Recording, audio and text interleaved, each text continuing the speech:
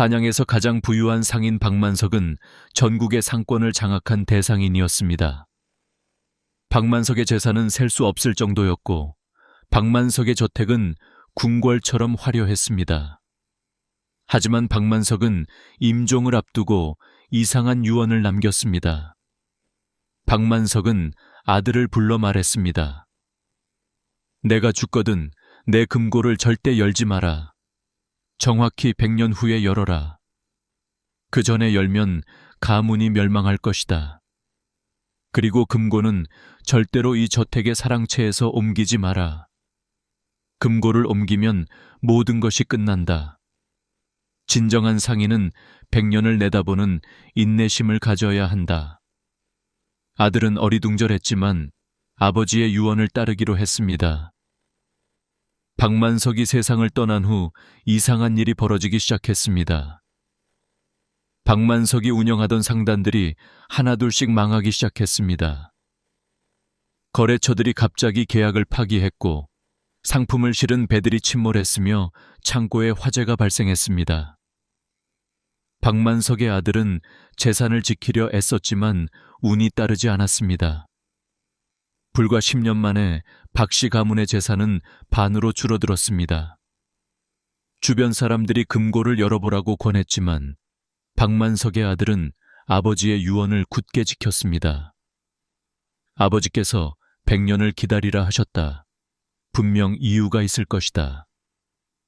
하지만 재산은 계속 줄어들었고 가문은 점점 몰락해 갔습니다. 박만석의 아들은 날품팔이로 하루하루를 연명했습니다. 새벽부터 저녁까지 남의 밭을 갈고 짐을 나르고 온갖 굳은 일을 했습니다. 하지만 벌어오는 돈은 겨우 하루 끼니를 때울 정도였습니다. 화려하던 저택의 행랑채와 안채는 채무로 인해 하나씩 팔려나갔습니다. 하인들은 모두 떠났고 마지막 남은 것은 사랑채 한 칸뿐이었습니다. 채권자들이 사랑채마저 팔라고 압박했습니다. 이것마저 팔면 빚을 갚을 수 있지 않소? 하지만 박만석의 아들은 결연히 거부했습니다. 아버지께서 사랑채를 지키라 하셨습니다. 금고를 옮기지 말라 하셨습니다. 이것만은 지키겠습니다. 결국 채권자들은 사랑채를 제외한 모든 것을 가져갔습니다. 박만석의 아들은 사랑채 한 칸에서 식구들과 함께 비좁게 살았습니다. 지붕은 군데군데 비가 새었고 벽은 금이 갔으며 문짝은 삐걱거렸습니다.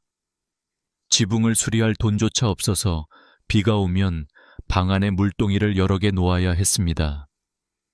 겨울에는 추위를 막을 장작도 없어서 온 식구가 한 이불을 덮고 떨어야 했습니다. 마을 사람들은 박씨 가문을 안타까워하면서도 이해하지 못했습니다. 그 금고 안에 뭐가 있기에 저렇게까지 집착하는가? 특히 마을의 신흥부자 황진사가 박씨 가문을 심하게 조롱했습니다. 한양 제일 부자의 아들이 이제는 거지보다 못하구먼. 박만석의 아들은 이를 악물고 참았지만 모욕은 날로 심해졌습니다. 황진사는 원래 박만석의 상단에서 허드렛 씨를 하던 하인이었습니다. 황진사는 박만석이 죽은 후 상단의 물건을 몰래 빼돌려 미천을 마련했고 박씨 가문이 몰락한 틈을 타서 저택의 땅들을 헐값에 사들였습니다. 이제 황진사는 박씨 가문이 사는 사랑채를 제외한 옛 박씨 저택 전체의 주인이 되어 있었습니다. 황진사는 자신이 박만석 밑에서 일했던 과거를 부끄러워했고 그 수치심을 박씨 가문을 괴롭히는 것으로 풀었습니다. 황진사는 사랑차의 바로 옆에 돼지우리를 만들었습니다. 악취가 진동했지만 박씨 가문은 참아야 했습니다. 황진사는 사랑채로 가는 좁은 길목에 쓰레기를 버렸고 박만석의 아들이 지날 때마다 욕설을 퍼부었습니다. 박만석의 아들은 아들에게 금고의 열쇠를 물려주며 말했습니다. 네가 이것을 네 아들에게 물려주어라. 100년이 되는 날을 잊지 마라. 할아버지를 믿어라. 그렇게 세월이 흘렀습니다. 박만석의 아들이 세상을 떠나고 손자의 대가 되었습니다. 박만석의 손자는 아버지로부터 금고와 유언을 물려받았습니다.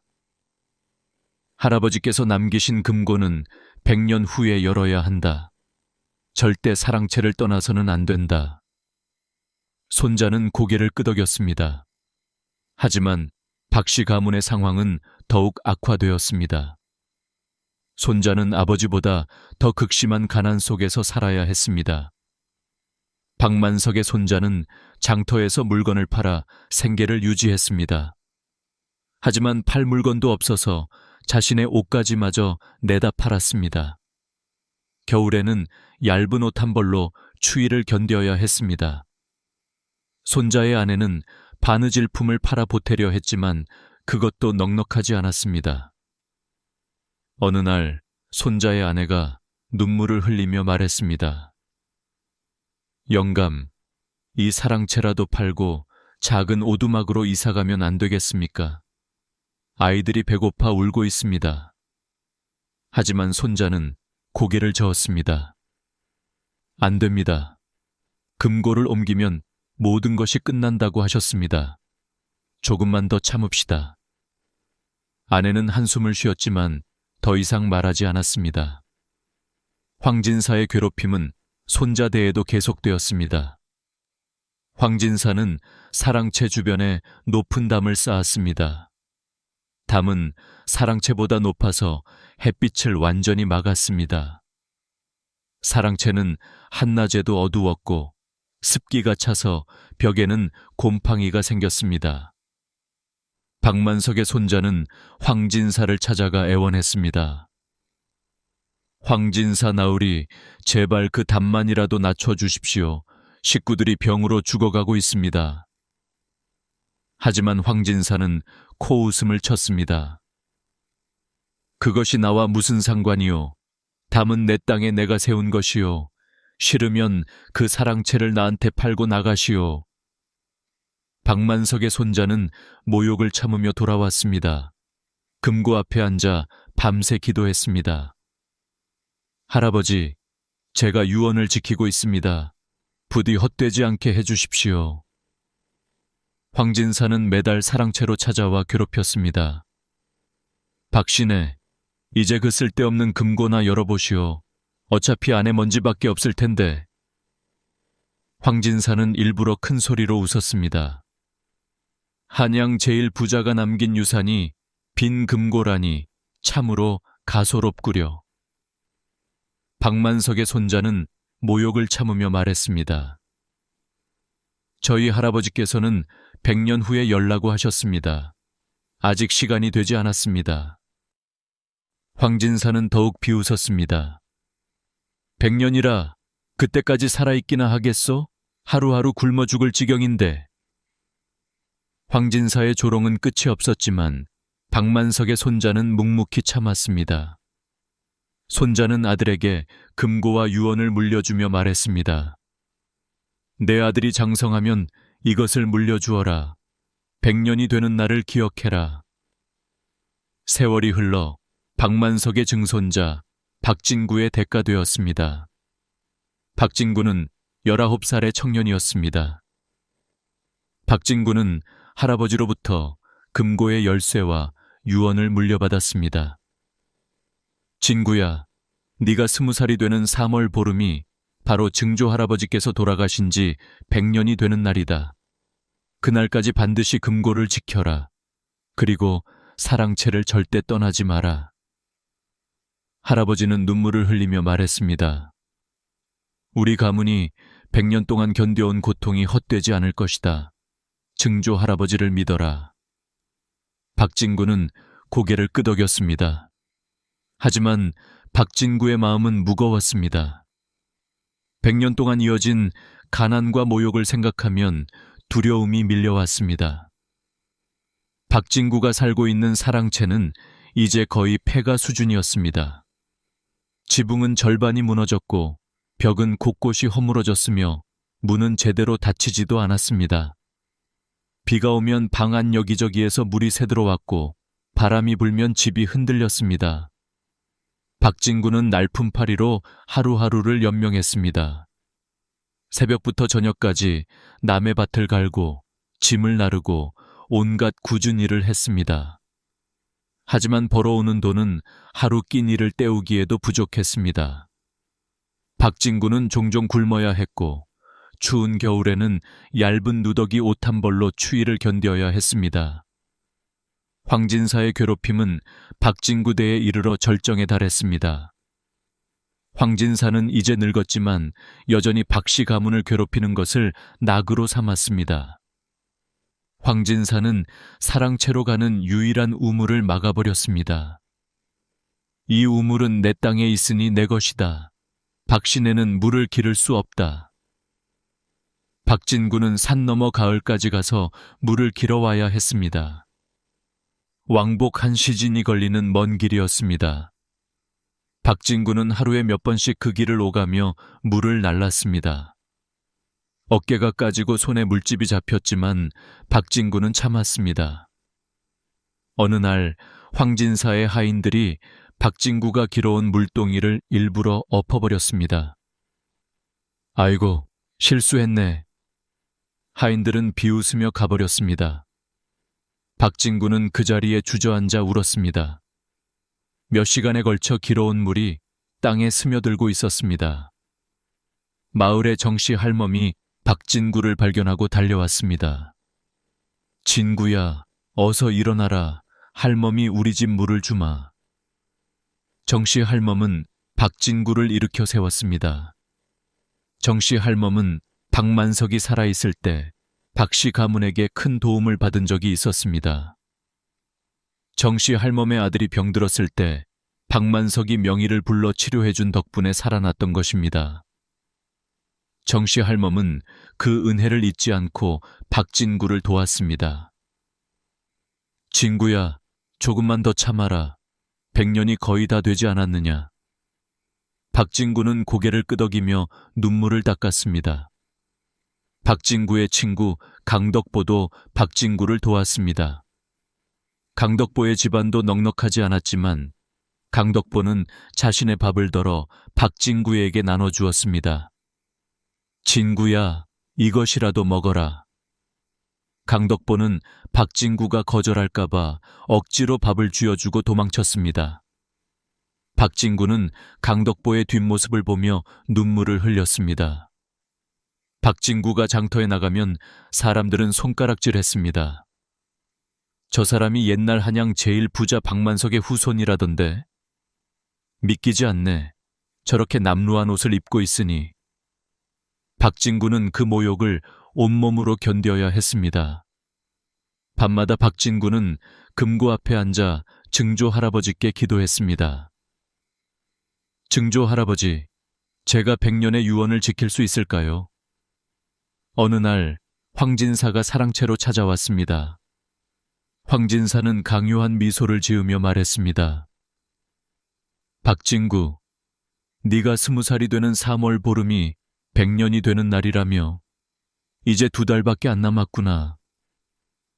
박진구는 긴장했습니다. 황진사가 무슨 꿍꿍이가 있는 것 같았습니다. 황진사가 계속 말했습니다. 내가 관의 소송을 제기했다. 이 사랑채가 서 있는 땅은 원래 내 할아버지가 네 증조 할아버지에게 빌려준 것이라고 말이다. 이제 그 빚을 갚을 때가 되었지. 황진사는 위조한 오래된 문서를 꺼냈습니다. 박진구는 그 문서를 보고 경악했습니다. 이것은 거짓입니다. 하지만 황진사는 비웃었습니다. 증거가 여기 있는데 무슨 소리냐. 관아에서는 조사를 시작했습니다. 땅 문서를 확인한 결과 사랑채가 서 있는 땅의 소유권이 애매한 상황이었습니다. 박씨 가문에는 제대로 된 문서가 남아있지 않았습니다. 100년 동안 가난 속에서 살아오며 모든 문서가 흩어졌기 때문입니다. 관아의 관리가 말했습니다. 증거가 불충분하오. 황진사의 주장이 더 신빙성이 있어. 관아는 판결했습니다. 박신혜는 2달 안에 빚백냥을 갚든지 아니면 사랑채에서 나가야 한다. 박진구는 절망에 빠졌습니다. 백냥은 상상도 할 수 없는 거금이었습니다. 박진구가 평생 벌어도 모을 수 없는 돈이었습니다. 박진구는 황진사 앞에 무릎을 꿇었습니다. 박진구가 애원했습니다. 황진사 나으리, 제발 조금만 더 기다려 주십시오. 제가 20살이 되는 3월 보름까지만요. 그날이면 100년이 됩니다. 금고를 열 수 있습니다. 그 안에 분명 뭔가 있을 것입니다. 황진사는 비웃었습니다. 20살이 되는 3월 보름? 그게 언젠데? 박진구가 대답했습니다. 2달 후입니다. 황진사는 잠시 생각하다가 강요한 미소를 지었습니다. 좋다. 그럼 내기를 하지. 네가 20살이 되는 3월 보름에 금고를 열어라. 만약 그 안에 100냥 이상의 가치가 있는 것이 나온다면 내가 빚을 탕감해주겠다. 하지만 만약 아무것도 없거나 100냥이 안 된다면 너는 즉시 사랑채에서 나가야 한다. 그리고 다시는 이 땅에 발을 들이지 마라. 박진구는 선택의 여지가 없었습니다. 알겠습니다. 황진사는 만족스럽게 웃었습니다. 이 내기는 모든 마을 사람들 앞에서 공개적으로 하는 것이다. 관아의 관리도 증인으로 부르겠다. 네가 100년 동안 지켜온 그 금고가 얼마나 허무한 것인지 모두에게 보여주마. 황진사는 이미 승리를 확신하고 있었습니다. 박진구는 집으로 돌아와 할아버지에게 모든 것을 이야기했습니다. 할아버지는 떨리는 손으로 박진구의 손을 잡았습니다. 진구야, 증조 할아버지를 믿어라. 증조 할아버지께서 헛된 유언을 남기셨을 리 없다. 하지만 할아버지의 목소리는 자신이 없었습니다. 박진구도 두려웠습니다. 만약 금고 안에 정말 아무것도 없다면 2달이 흐르는 동안 박진구는 잠도 제대로 자지 못했습니다. 밤마다 악몽을 꾸었습니다.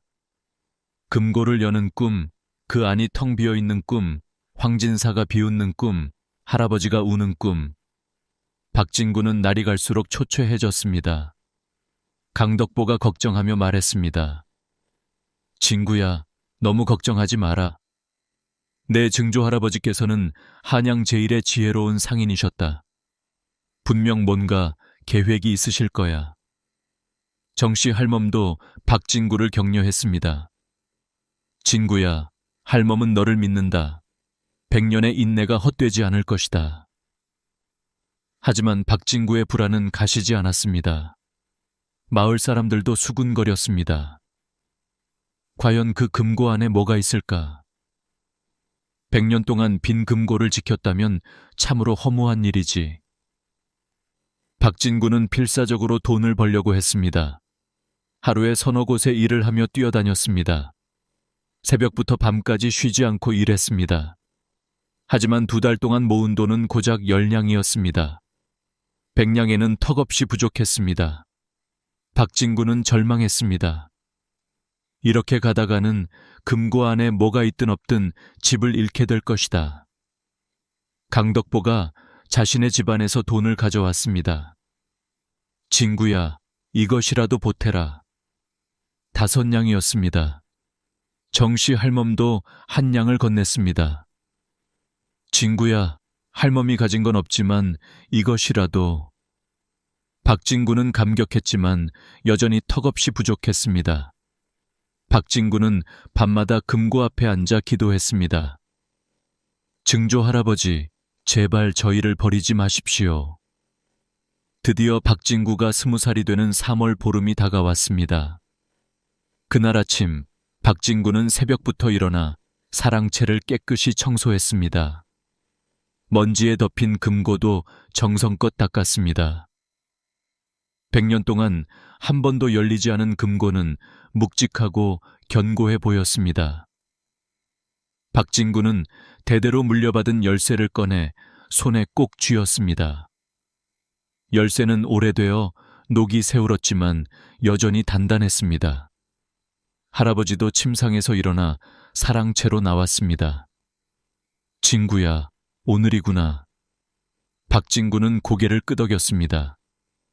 네, 할아버지. 오늘이 바로 100년이 되는 날입니다. 할아버지와 손자는 서로를 바라보며 떨리는 마음을 진정시켰습니다. 정고가 되자 마을 사람들이 모두 모여들었습니다. 황진사는 관아의 관리들을 데리고 당당하게 나타났습니다. 황진사는 비단 옷을 입고 화려하게 치장했습니다. 마치 이미 승리를 자축하는 듯한 모습이었습니다. 박진구, 준비는 되었느냐? 황진사의 목소리에는 조롱이 가득했습니다. 박진구는 침착하게 대답했습니다. 예, 준비되었습니다. 관리가 나서며 말했습니다. 그럼 이제 금고를 열어보시오. 만약 안에 100냥 이상의 가치가 있다면 박진구의 승리, 그렇지 않다면 황진사의 승리로 하겠소. 박진구는 금고 앞에 섰습니다. 손이 너무 떨려서 열쇠를 제대로 잡을 수조차 없었습니다. 강덕보가 박진구의 어깨를 두드렸습니다. 진구야, 힘내. 네가 100년을 기다렸잖아. 박진구는 심호흡을 하고 조심스럽게 열쇠를 금괴에 넣었습니다. 찰칵 소리와 함께 금고가 열렸습니다. 100년 만에 열리는 순간이었습니다. 박진구는 떨리는 손으로 금고 문을 열었습니다. 모든 사람들이 숨을 죽이며 지켜보았습니다. 금고 안을 들여다본 박진구의 얼굴이 창백해졌습니다. 금고 안에는 금은 보화가 없었습니다. 돈 한 푼도 없었습니다. 오직 낡은 편지 한 통만이 놓여 있었습니다. 황진사가 배를 잡고 웃기 시작했습니다. 하하하, 역시 빈 금고였어. 박신혜는 100년 동안 빈 금고를 지킨 거였다. 마을 사람들도 놀라 수군거렸습니다. 정말 아무것도 없네. 100년을 기다렸는데. 박진구는 절망감에 무릎이 꺾이는 것을 느꼈습니다. 할아버지는 그 자리에 주저앉아 울기 시작했습니다. 황진사는 승리감에 도취되어 큰 소리로 외쳤습니다. 보았느냐? 박만석이라는 사람이 얼마나 어리석었는지 자신의 후손들을 100년 동안 고생시킨 것이다. 이제 박신혜는 이 땅에서 나가야 한다. 하지만 박진구는 떨리는 손으로 편지를 집어들었습니다. 편지를 펼치는 박진구의 손이 너무 떨려서 글자가 흔들려 보였습니다. 박진구는 떨리는 목소리로 편지를 읽기 시작했습니다. 박진구가 편지를 읽었습니다. 나의 후손에게 100년을 기다려준 것에 감사한다. 너는 분명 많은 고통을 겪었을 것이다. 사람들의 조롱을 견뎌야 했고 굶주림을 참아야 했으며 금고를 옮기고 싶은 유혹을 이겨내야 했을 것이다. 그 모든 것을 견뎌냈다면 너는 이미 진정한 상인의 자질을 갖춘 것이다. 진정한 상인은 100년을 내다보는 인내심을 가져야 한다. 당장의 이익에 현혹되지 않고 긴 안목으로 미래를 준비해야 한다. 금고 안에 재산이 없다고 실망하지 마라. 진짜 재산은 금고가 아니라 다른 곳에 있다. 금고 아래의 땅을 확인해 보아라. 내가 정성껏 준비한 진짜 재산이 그곳에 있다. 편지는 계속되었습니다. 하지만 명심해라. 이것은 사랑채를 지킨 자만이 받을 수 있는 선물이다. 만약 사랑채를 떠났다면 너는 이것을 영영 찾지 못했을 것이다. 그리고 이것은 인내한 자만이 받을 수 있는 선물이다. 만약 100년을 채우지 못하고 금고를 열었다면 땅 아래의 재산은 아직 완성되지 않았을 것이다. 100년의 인내가 기적을 만든다. 금고 아래를 파보아라. 깊이 파보아라. 너의 증조 할아버지 박만석. 박진구는 편지를 다 읽고 눈이 휘둥그레졌습니다. 금고 아래. 황진사가 비웃었습니다. 또 무슨 헛소리냐? 금고 아래를 판다고 뭐가 나오겠느냐. 이제 그만 인정하고 짐을 싸라. 하지만 관리가 나섰습니다. 잠깐, 유언장에 그렇게 적혀 있다면 확인은 해봐야 하지 않겠소? 박진구는 편지를 굳게 쥐고 말했습니다. 한 시집만 주십시오. 금고 아래를 파보게 해주십시오. 황진사는 불쾌한 표정을 지었지만 거절할 명분이 없었습니다. 좋다. 하지만 한 시진 안에 아무것도 못 찾으면 즉시 나가야 한다. 박진구는 강덕보와 함께 서둘러 금고를 옮기기 시작했습니다. 금고는 매우 무거웠습니다. 두 사람은 힘을 다해 밀었지만 금고는 꿈쩍도 하지 않았습니다. 마을의 젊은이들 몇 명이 나서서 도왔습니다. 여럿이 힘을 합쳐 금고를 조금씩 옆으로 밀었습니다. 땀이 비오듯 흘렀습니다. 마침내 금고가 원래 자리에서 옮겨졌습니다. 금고가 있던 자리의 바닥에는 다른 곳과 다른 이상한 표시가 있었습니다. 나무 판자로 덮여 있었고 그 위에는 얇은 흙이 쌓여 있었습니다. 박진구는 서둘러 흙을 걷어내고 나무 판자를 드러냈습니다. 놀랍게도 그 아래에는 아래로 내려가는 좁은 통로가 있었습니다. 돌로 만들어진 계단이 어둠 속으로 이어져 있었습니다. 마을 사람들이 놀라 소리쳤습니다. 세상에, 사랑채 밑에 비밀 통로가 있었어. 황진사도 당황한 표정을 지었습니다. 저게 뭐냐? 박진구는 등불을 들고 조심스럽게 계단을 내려갔습니다.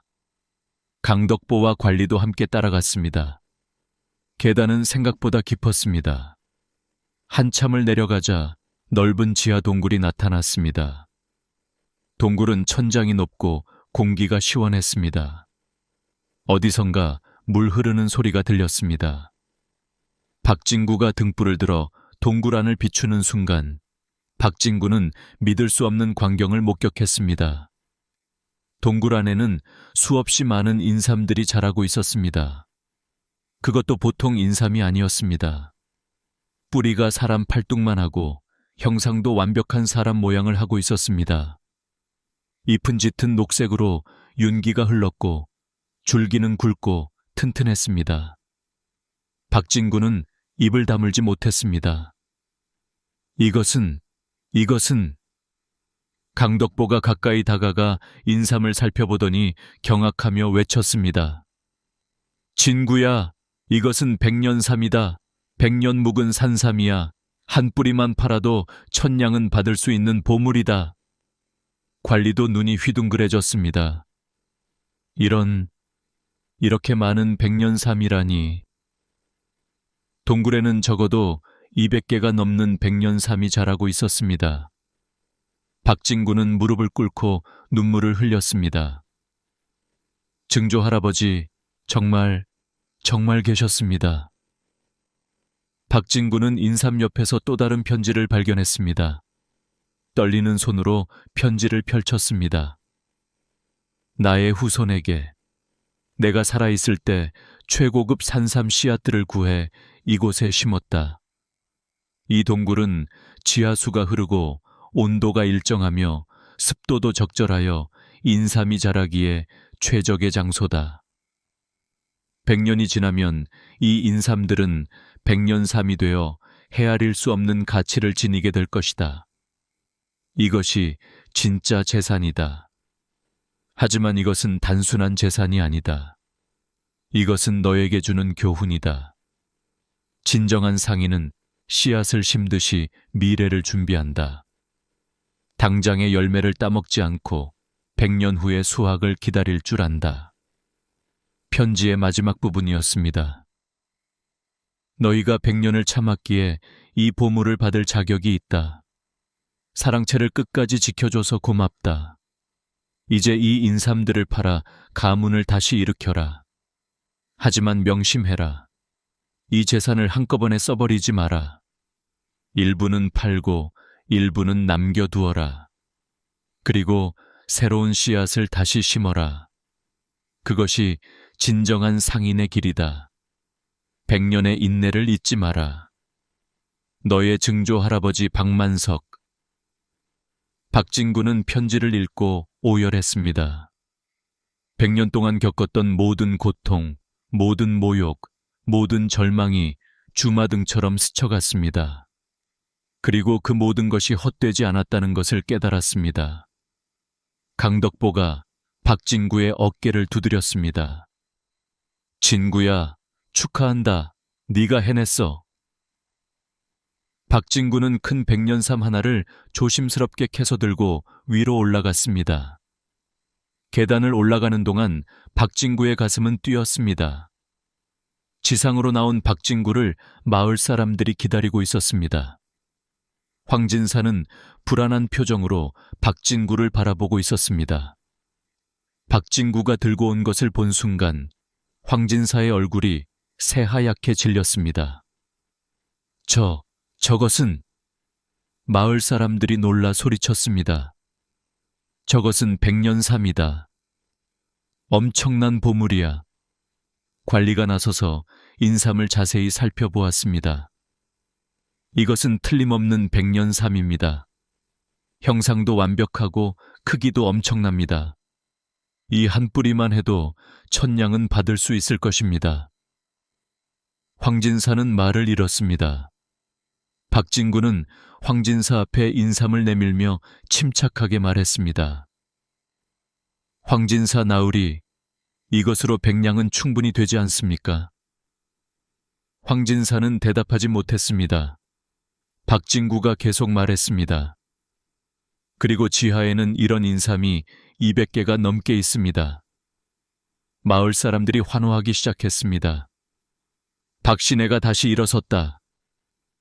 100년을 참은 보람이 있구나. 정씨 할멈은 눈물을 흘리며 박진구를 안았습니다. 진구야, 할멈이 얼마나 기쁜지 모른다. 네가 끝까지 포기하지 않아서 이런 복을 받았구나. 박진구는 할아버지에게 달려가 인삼을 보여주었습니다. 할아버지, 증조 할아버지의 유언이 헛되지 않았습니다. 할아버지는 인삼을 보고 기뻐하며 눈물을 흘렸습니다. 고맙다 진구야, 네가 끝까지 지켜줘서. 관리가 황진사에게 말했습니다. 황진사, 내기는 박진구의 승리요, 빚은 탕감되었소. 황진사는 입술을 깨물었습니다. 하지만 박진구는 예상치 못한 말을 했습니다. 잠깐만요. 모두가 박진구를 바라보았습니다. 박진구가 황진사를 똑바로 바라보며 말했습니다. 황진사 나으리, 저는 내기에서 이겼습니다. 하지만 한 가지 제안을 드리고 싶습니다. 황진사는 경계하는 눈빛으로 박진구를 바라보았습니다. 박진구가 말했습니다. 나으리께서는 우리 증조 할아버지의 옛 상단에서 일하셨습니다. 상인의 길을 아시는 분입니다. 그런데 왜 그 길에서 벗어나셨습니까? 황진사는 대답하지 않았습니다. 박진구가 계속 말했습니다. 제 증조 할아버지께서 편지에 쓰셨습니다. 진정한 상인은 100년을 내다보는 인내심을 가져야 한다고요. 당장의 이익에 현혹되지 말고 긴 안목으로 미래를 준비해야 한다고요. 나으리께서는 우리 가문이 몰락하자 그 틈을 타서 재산을 모으셨습니다. 하지만 그것은 진정한 상인의 길이 아닙니다. 나으리께서는 증조 할아버지 밑에서 배운 상인의 도리를 저버리셨습니다. 황진사의 얼굴이 붉어졌습니다. 하지만 박진구의 말은 전곡을 찔렀습니다. 황진사는 자신이 박만석에게 배운 상인의 길을 저버렸다는 것을 알고 있었습니다. 황진사의 머릿속에는 지난 세월이 스쳐갔습니다. 젊은 시절 박만석 밑에서 일하며 상인의 길을 배우던 때가 떠올랐습니다. 박만석이 황진사에게 했던 말들이 생생했습니다. 진정한 상인은 신의를 지켜야 한다. 상인은 100년을 내다봐야 한다. 당장의 이익보다 오래가는 신뢰가 중요하다. 하지만 황진사는 박씨 가문이 몰락하자 그 모든 가르침을 잊고 욕심에 눈이 멀었습니다. 황진사는 박만석을 배신했고 그 제자인 박씨 후손들을 괴롭혔습니다.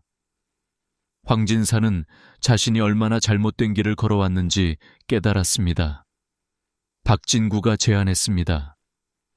나으리, 저희 가문의 상단을 다시 일으키려 합니다.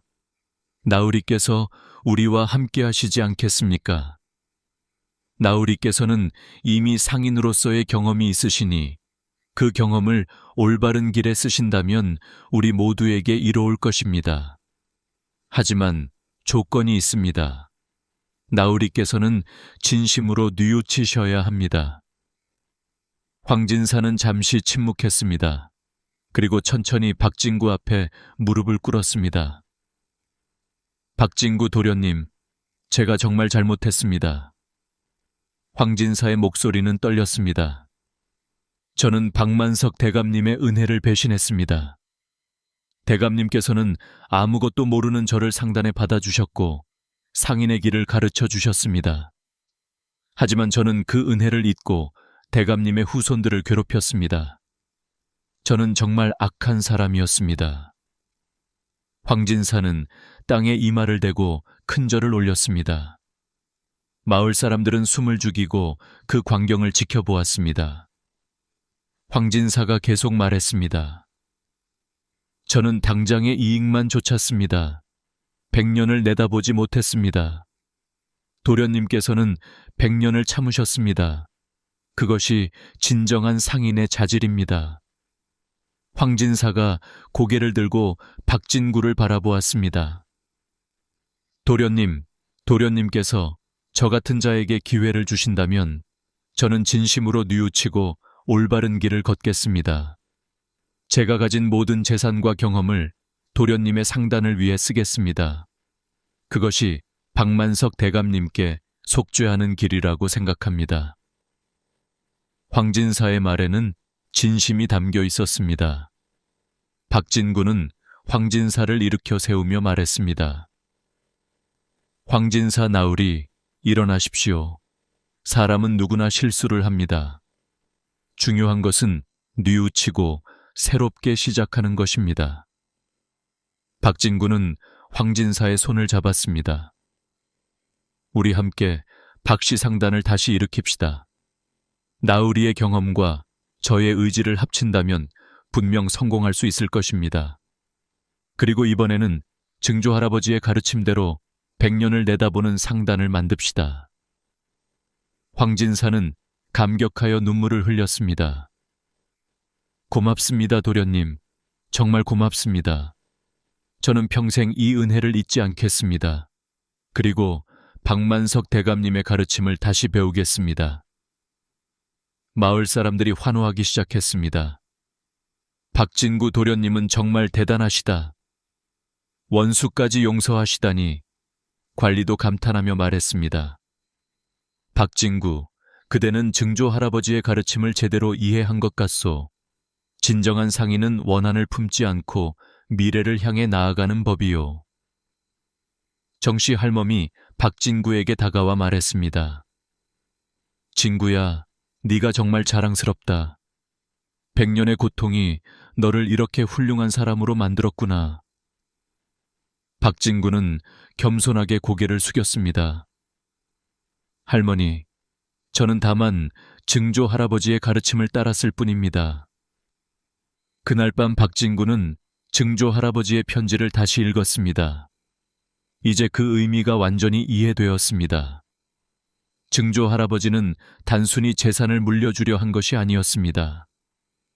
100년이라는 긴 시간을 통해 진정한 상인의 자질, 즉 인내심과 장기적인 안목, 그리고 덕을 가르치려 했던 것입니다. 박진구는 창밖을 바라보았습니다. 하늘에는 별들이 가득했고 마치 증조 할아버지가 하늘에서 미소 짓고 있는 것 같았습니다. 박진구는 마음속으로 말했습니다. 증조 할아버지, 이제 알겠습니다. 100년의 시간은 저를 시험한 것이 아니라 가르친 것이었습니다. 진정한 부는 돈이 아니라 인내와 지혜에서 나온다는 것을요. 감사합니다. 따뜻한 바람이 불어왔습니다.